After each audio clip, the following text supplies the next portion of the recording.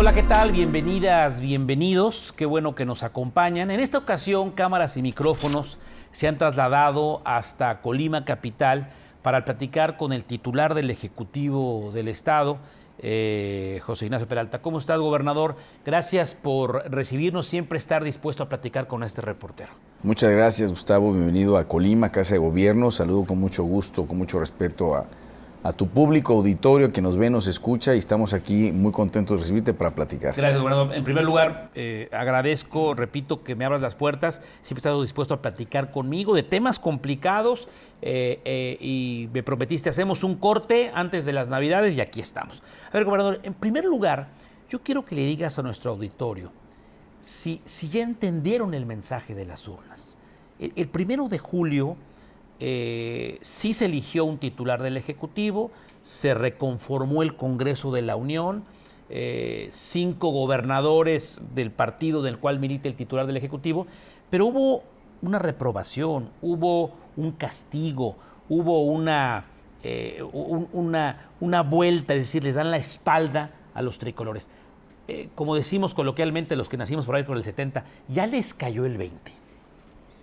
A ver, yo creo que el proceso no ha sido sencillo, es un proceso complejo. El resultado, la adversidad, pero las características del resultado adverso, pues sí nos genera un golpe fuerte que nos obliga a hacer una reflexión y que nos obliga a corregir, a resolver, a atender lo que está desatendido, ¿no? A mí me parece que el resultado del 1 de julio también es producto de una circunstancia, y que esa circunstancia que prevalecía en ese momento probablemente en este instante sea una circunstancia distinta. También me parece que mucho del voto que se dio es un voto de una población, de una parte importante de la población que votó enojada, que votó molesta, que votó no por un proyecto político, no por una doctrina ideológica, no por un rumbo, sino votó por un reclamo. Y esto hay que entenderlo, pero finalmente también pues es una reflexión importante que los seres humanos generalmente no decidimos bien cuando decidimos estando molestos, ¿sí? La mejor decisión se toma cuando estamos serenos, cuando estamos reflexivos, cuando hemos recabado todos los elementos de información para poder tomar la mejor decisión y que sea finalmente una decisión responsable, ¿no? Si se da con una actitud de enojo, pues probablemente puedan no darse las mejores decisiones.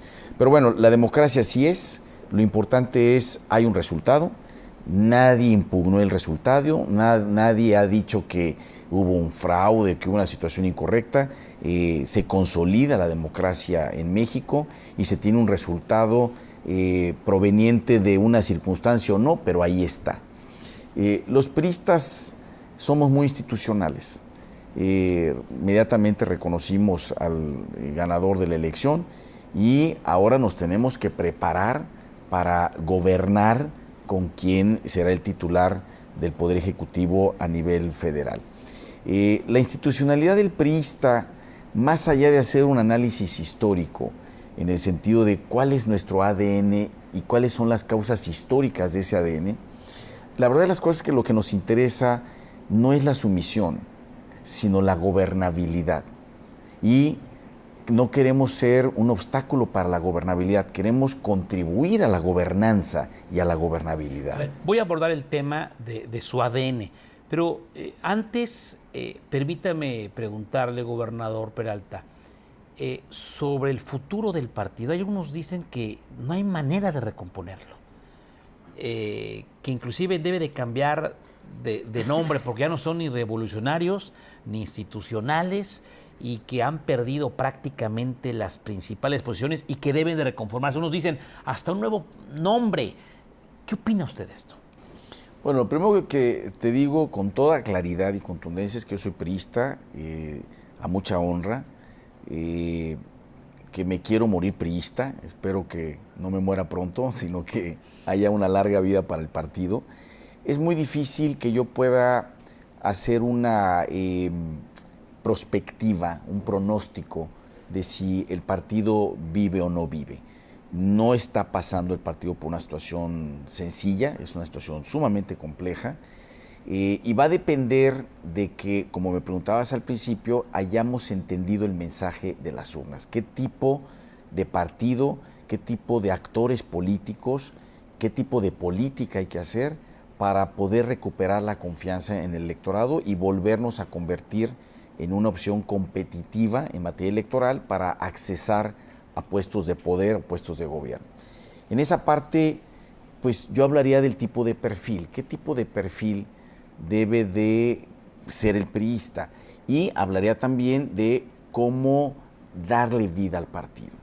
El perfil tiene que ser, pues, obviamente alguien que tenga una imagen intachable de que no haya problemas de deshonestidad y ese tipo de cosas, de corrupción, gente que esté preparada, gente que tenga la capacidad de aportar soluciones al país, a las diferentes problemáticas nacionales, y que tenga sobre todo la sensibilidad política que permita recuperar la esencia del PRI, la justicia social, pero sobre todo el bienestar de la población, cómo atender a la gente que está en un estado de vulnerabilidad mayor y cómo poder sacarlos de ese estado para mejorar su calidad de vida. Ahora, el proceso yo creo que tiene que ver más con una reconstrucción que tiene que venir de abajo hacia arriba. Tiene que venir de la calle, de las estructuras de nuestro partido, de la militancia hacia arriba. No puede venir de arriba hacia abajo. No imposición desde el CEN allá en Insurgentes o de los gobernadores hacia abajo. Tiene que ser una especie de reconstrucción de partidos. Pensemos en una fragmentación de partidos locales que se reconstruyen a sí mismos de abajo hacia arriba y luego forman una confederación de partidos. Y entonces se forma una gran estructura política nacional. Eso es un ejemplo de cómo reconstruir al partido de abajo hacia arriba, porque tiene que provenir de la militancia, del priista de a pie, del priista de la calle, del priista del barrio. ¿Sabe qué, gobernador? Ustedes son víctimas de lo que legislaron. La ley electoral, el COFIPE y ahora la nueva ley, se convirtió en spotcracia. Y ahora la cementocracia y los tinacocracia ya no funciona. Y yo le pregunto abiertamente, ¿usted desde aquí operó para que no llegara Andrés Manuel López Obrador? Porque la ley le prohíbe contrarrestar. Un gobernador no puede salir en campaña por las limitaciones a decir no nos conviene tal. Y en otros países hasta es más divertido. Aquí es muy acartonada la política mexicana. ¿No cree que es urgente, pregunta concreta, que pues, los pocos legisladores que tienen cambien la ley electoral? Bueno, yo creo que se puede hacer una reflexión permanente sobre nuestro marco jurídico. Y yo, como gobernador del Estado, pues me apegué a lo que la ley establece, la ley vigente. Por supuesto que estuve absolutamente al margen del proceso electoral. Claro que fui a votar, ejercí mis derechos políticos como ciudadano y lo digo con toda claridad, pues yo voté por el PRI porque soy priista, pero pues mi participación llega hasta ahí, ¿no? Estuve atento a la evolución y al desarrollo del proceso político electoral, a las campañas, pero bueno, pues porque soy una persona interesada en la política, ¿no? Y el tema de la ley, pues yo creo que se tiene que hacer una reflexión constante, una reflexión permanente. No tanto como que el comentario se vaya a interpretar como una crítica a la ley actual, aunque podemos hablar de particularidades que creo que funcionan o que no funcionan de la ley, sino más bien por el hecho de entender que el ecosistema está cambiando constantemente y el marco legal tiene que adecuarse a esos cambios, porque tiene que ser un marco realista, un marco que refleje la realidad. Señor gobernador, un fantasma que está en todo el país es el asunto de los superdelegados, que si son los gobernadores alternos, que si son los virreyes o abiertamente son los candidatos de Morena para competirles en la siguiente elección. ¿Usted qué opina de esto? ¿Viola el federalismo? A ver, yo he comentado que esto se debe analizar desde tres perspectivas. La perspectiva histórica jurídica de si viola nuestra evolución histórica, si viola la Constitución, si viola el federalismo o el propio concepto de república. Y yo creo que ahí hay una vertiente que debemos analizar. La segunda es una perspectiva de lucha por el poder. Es decir, estamos hablando de virreyes, de posibles candidatos o del armado de proyectos políticos para fortalecer algunos perfiles que pudieran participar en el proceso electoral. ¿Va a tener más dinero el delegado que el gobernador? Bueno, toda esa lógica tiene un análisis que tiene que ver con la lucha por el poder. Pero la tercera vertiente es ver si este diseño institucional es el adecuado para lograr un objetivo de política pública, que es combatir la pobreza. Es decir, cuando alguien está hablando de quién debe decidir si va a haber más dinero por un lado o por el otro, si estamos hablando de virreyes, si estamos hablando de prospectos a la gobernatura, pues se nos olvida que finalmente hay ciudadanos que están en estado de pobreza, que están en estado de vulnerabilidad y que son ellos los que deben de recibir el mensaje de que la política pública se está modificando para ser mucho más efectivos en lograr sacarlos precisamente de una situación económicamente vulnerable. La realidad de las cosas, haciendo un análisis de la política social de los últimos 20 o 30 años o de los últimos 25 años, que es más o menos la edad que tiene la Secretaría de Desarrollo Social, pues sí nos obliga a hacer un replanteamiento, porque el combate a la pobreza pues pudiera estar entre signos de interrogación. Hemos sido efectivos, la pobreza ha aumentado o ha disminuido, y por lo tanto me parece que en lo que debemos de concentrarnos es si el diseño institucional que se está proponiendo será lo suficientemente efectivo para que le sirva a la gente, para lograr los objetivos que se están buscando. Y no me dejará mentir, vaya grilla, si va a ser un supergrillo el delegado o la delegada estatal, vaya grilla cuando había 40 o 50 delegados. También todo el mundo quería jalar agua para su molino. A ver, señor gobernador, usted que le entiende bien a los números, ¿cómo está el asunto del presupuesto para el 2019 en Colima? ¿Y cómo ve a un presidente electo en funciones ahí en Facebook? Aquí estoy redactando el presupuesto de egresos, la ley de ingresos, el gran legislador. ¿Qué opina de este nuevo escenario en materia económica, donde se plantea que nadie puede ganar más de 104,000 pesos? Y de ahí para abajo entiendo que los miembros de la Corte pues se acabaron los privilegios. No sé usted si también se va a mochar el sueldo, si los compañeros de la Casa de Gobierno en Colima también van a ganarnos. ¿Cómo ve el asunto? Bueno, en términos de los sueldos, a nosotros no nos preocupa porque nuestros sueldos están muy por abajo de eso. Por ahí hubo una nota en un medio nacional que decía que yo ganaba más de lo que se propone que gane el presidente de la República. Es totalmente falso. De hecho, ya buscamos aclarar el tema. ¿Quién lo publicó? Mejor ahorita que nos digan con claridad, porque sí se publicó y buscamos hacer la aclaración. Fue Excelsior.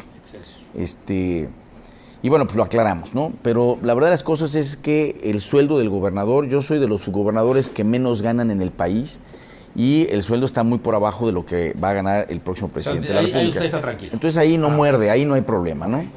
Ahora, ¿cómo regular otros sueldos? Pues sí es cierto que se tiene que revisar. O sea, también yo reconozco que aquí mismo en el gobierno del estado, o más bien en Colima, existen otros actores políticos que ganan más que el gobernador. Y no es el mismo nivel de responsabilidad ni la misma carga de trabajo, ¿no?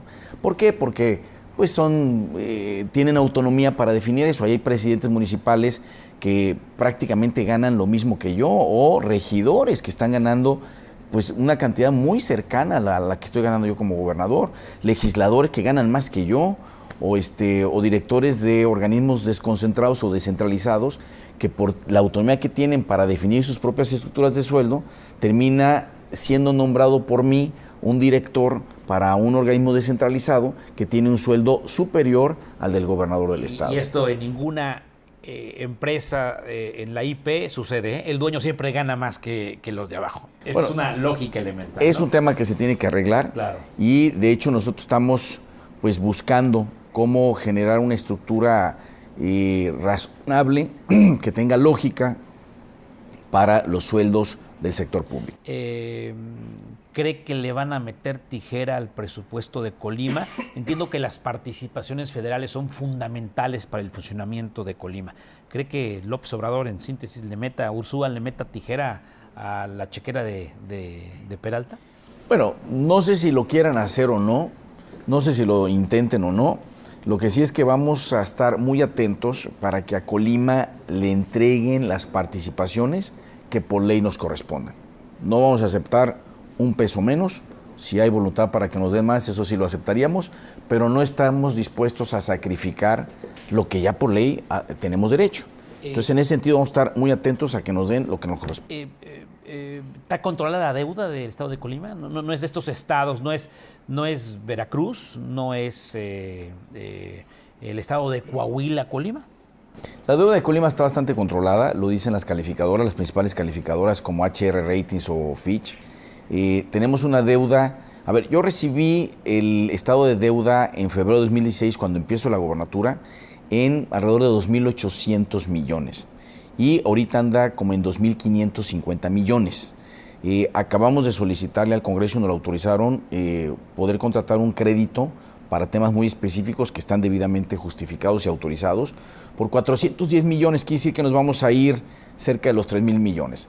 Pero con las amortizaciones de capital que se van a hacer de aquí a que yo termine la administración, vamos a terminar como en 2.600 millones, es decir, vamos a terminar por abajo de cómo inicié yo, que estaba por alrededor de los 2.800 millones. Señor gobernador Peralta, el gran tema de Colima, y desgraciadamente eso es lo que suena a nivel nacional, y que atormenta a todos los que aquí viven en los municipios y en la capital, es sin duda alguna la inseguridad. Me lo explicaba en la pasada entrevista, es una lucha de cárteles, están peleando pues, la venta de la droga en el occidente del país, y ustedes tienen un puerto hermoso donde desgraciadamente pues, no entran más productos para hacer comercio, sino son los estupefacientes.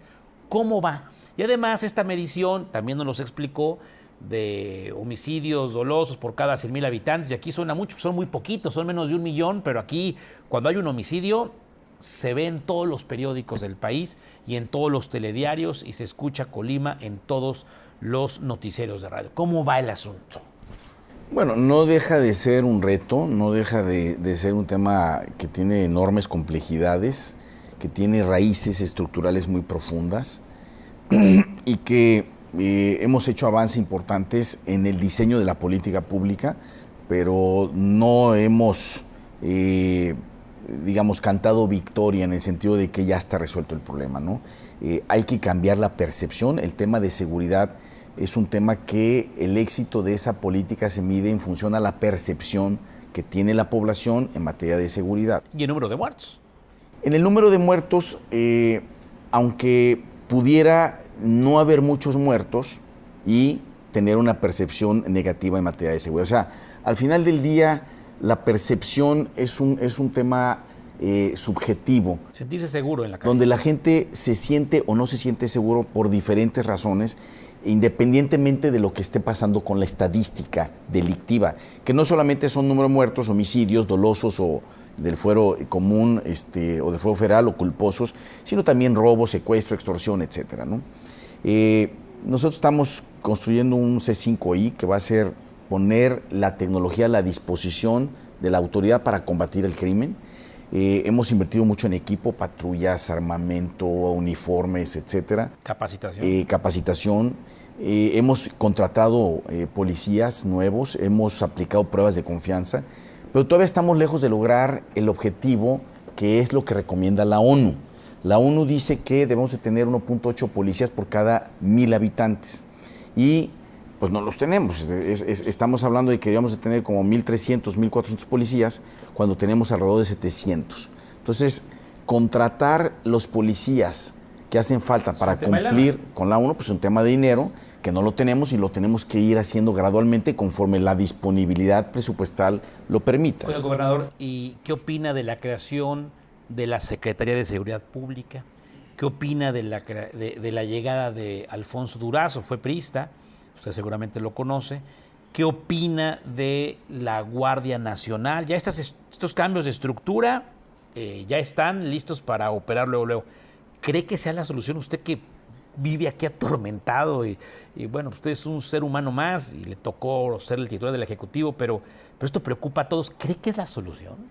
A ver, yo creo que es un tema de claroscuros. Yo creo que algunos temas que están planteando son los adecuados. Por ejemplo, yo estoy a favor de que se separe de la Secretaría de Gobernación el tema de seguridad, porque pudiera caerse en la tentación de tratar el tema de seguridad con criterios políticos, cuando eso es abominable, por decir lo mínimo, ¿no?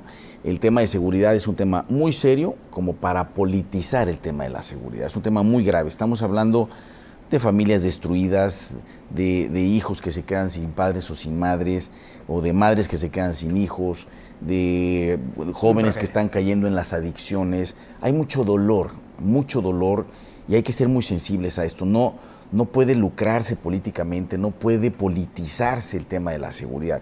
Y yo creo que está bien que se saque gobernación y que sea un tema exclusivamente especializado y dedicado al tema de la seguridad. Sin embargo, hay temas que, con base en la experiencia que hemos acumulado, me parece que deben de revisarse o que probablemente no nos estén dando los resultados que queremos. La manera en la que van a trabajar los grupos de coordinación, tanto estatal como regionales, con reuniones diarias, etcétera, me parece que es un exceso que va a generar mucho trabajo y pocos resultados. Pero bueno, ¿cuál es mi postura al respecto? En un tema tan delicado como el de la seguridad, no podemos ser mezquinos. No podemos regatear absolutamente nada. Hay que cooperar, hay que contribuir y hay que buscar soluciones. Yo estaré en la mejor disposición de hacer equipo con el Gobierno de la República, cada quien en el marco de sus facultades y obligaciones constitucionales, de manera respetuosa, en una relación civilizada, pero haciendo equipo y colaborando. Si no funcionan las cosas, voy a ser el primero en que voy a decir, esto no está funcionando, tenemos que revisar el modelo. Hay temas del modelo en los que yo no creo, pero no importa porque eso es una percepción personal de la que yo puedo estar equivocado. Vamos a entrarle, tenemos que cooperar y tenemos que evaluar. Lo que sí es que si la evaluación no es buena, pero ya con hechos contundentes, vamos a señalar que es necesario revisar el modelo.